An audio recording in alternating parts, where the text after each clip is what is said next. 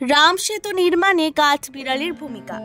যখন শ্রীরাম রাবণের হাতে বন্দি সীতা মাতাকে উদ্ধার করতে লঙ্কায় যাচ্ছিলেন, তিনি বানর সেনার সাথে সমুদ্র তীরে পৌঁছান। লঙ্কায় পৌঁছানোর একমাত্র উপায় ছিল সমুদ্র পার হওয়া, কিন্তু সমুদ্র পার হওয়া কঠিন ছিল। এত বড় সমুদ্র পার হয়ে লঙ্কায় পৌঁছানোর কোনো উপায় ছিল না। শ্রীরাম সমুদ্রদেবের কাছে প্রার্থনা করেছিলেন যাতে তারা লঙ্কায় পৌঁছতে পারে, কিন্তু সমুদ্রদেব প্রার্থনায় কর্ণপাত করেননি। 3 দিন কেটে গেল।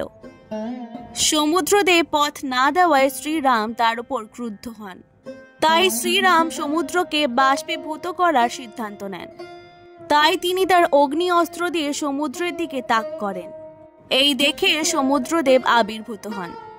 তিনি শ্রীরামের কাছে ক্ষমা চান। শ্রীরাম করুণাময় ছিলেন। তিনি সমুদ্রদেবকে ক্ষমা করে দেন। সমুদ্রদেব পরামর্শ দেন যে বানর সেনাদের লঙ্কায় পৌঁছানোর জন্য পাথরের একটি সেতু তৈরি করা উচিত। বানর সেনা এবং হনুমান সিদ্ধান্ত নেন যে তারা পাথর দিয়ে সেতু তৈরি করে সমুদ্র পার হবেন।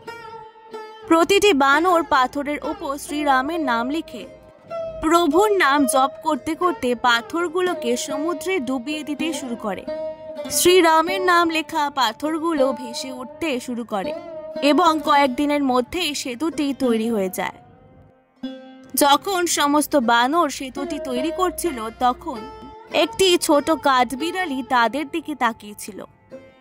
কাঠবিড়ালিটি ভেবেছিল যে শ্রীরাম হলেন স্বয়ং পরমেশ্বরের অবতার। বানররা তার জন্য একটি সেতু তৈরি করছে। এটি শ্রীরামের সেবার একটি রূপ। এমনকি আমারও এই মিশনে অবদান রাখা উচিত।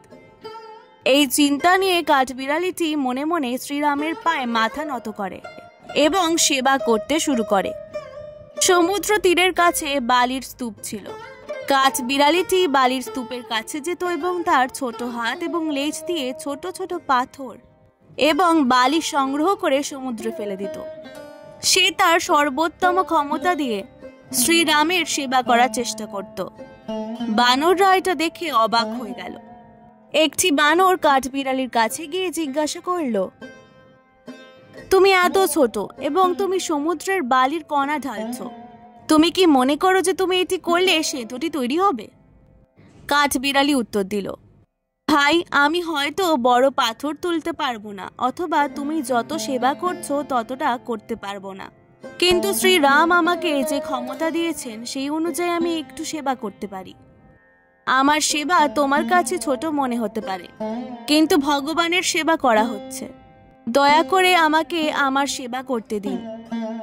এই বলে কাঠবিড়ালি ফিরে গেল এবং সমুদ্রে বালি ঢালতে শুরু করলো।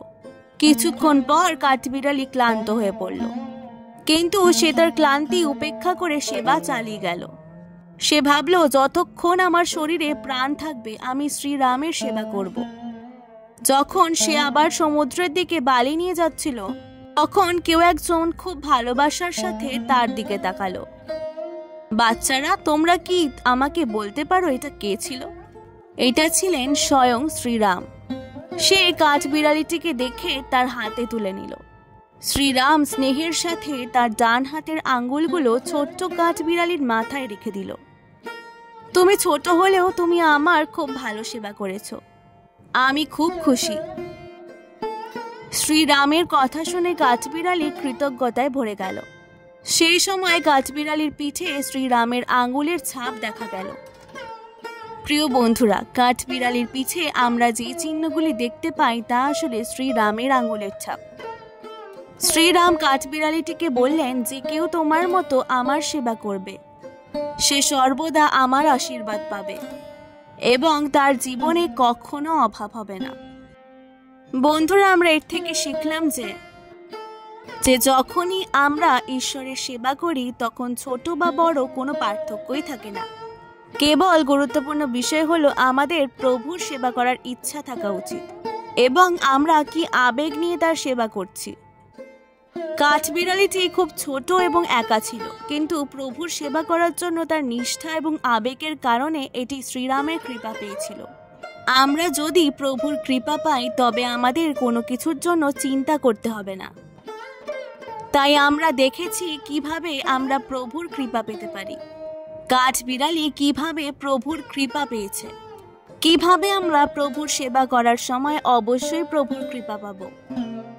এমনকি আমাদের সেবা কাঠবিড়ালির মতো ছোট হলেও বন্ধুরা, সেবা করার অর্থ হলো আমরা প্রভু যা পছন্দ করে তা করি, ঈশ্বরের মিশনে অংশ নিই। এটাই ঈশ্বরের সেবা। এই ছিল রাম সেতু নির্মাণে কাঠবিড়ালির অবদানের একটি ছোট্ট ভিডিও। আজকের ভিডিওটি ভালো লাগলে অবশ্যই পুরাণ গল্প কথাকে সাবস্ক্রাইব করে দেবেন। অনেক অনেক ধন্যবাদ।